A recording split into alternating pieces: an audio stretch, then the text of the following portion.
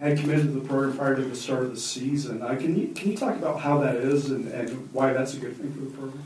I think it can be viewed in a number of ways. It can be viewed as a good thing, but it could also be viewed maybe as a little bit too quick by some programs. The reason we're able to identify and sign so many players prior to the start of the season is because our criteria for what we're looking for is so specific. Meaning that you take the general world of college athletics, that many are looking for about the same type of player. If you took the top maybe 30 programs in the country and said, what are they looking for? You're probably going to get about the same specifications. And they'll be talking mostly from a football perspective.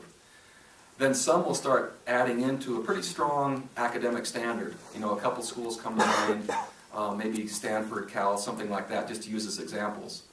Others then, if you take the military academies, then there's a whole other element that they would add. But again, if you take maybe the top 30 and say, okay, athletically, we all want about this. Some will then have to branch off and take only a few of those because of their academics. Well, we then add another element, which is a conduct issue and a moral code that has to go with that. And so our pool goes from very large to very small very quickly.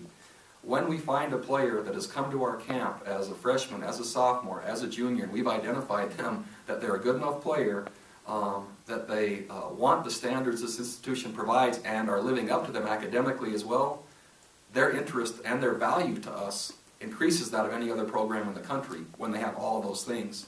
So when we find it, we act.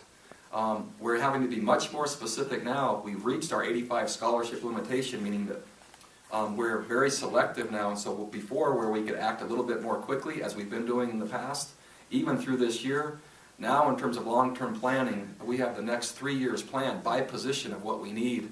And we'll probably move a little slower than we have moved in past years as we're getting more specific with higher standards than what we've chose to embrace the past 7 years. So you'll probably see it slow to some extent. How much yet, I can't say.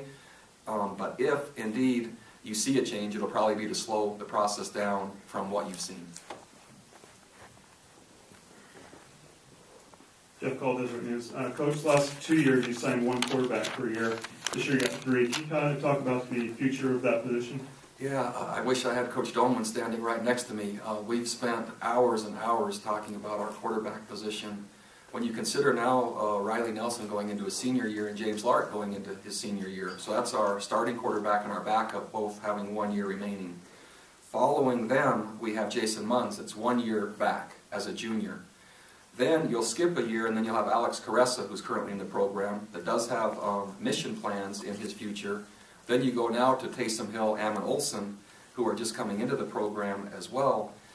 So you consider now when and after this season, most likely Jason Munns will have some of the experience by time in the program, not necessarily playing experience. So between Jason Munns, Taysom Hill, and Ammon Olsen, if Alex Caressa does indeed go on his mission, then you'll see a cluster fighting for our quarterback job after this next season, knowing that Tanner Mangum is going on his mission first.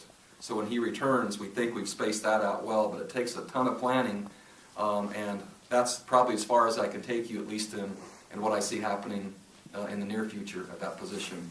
If we err at quarterback, we're going to err on too many rather than not enough because of the impact of that position.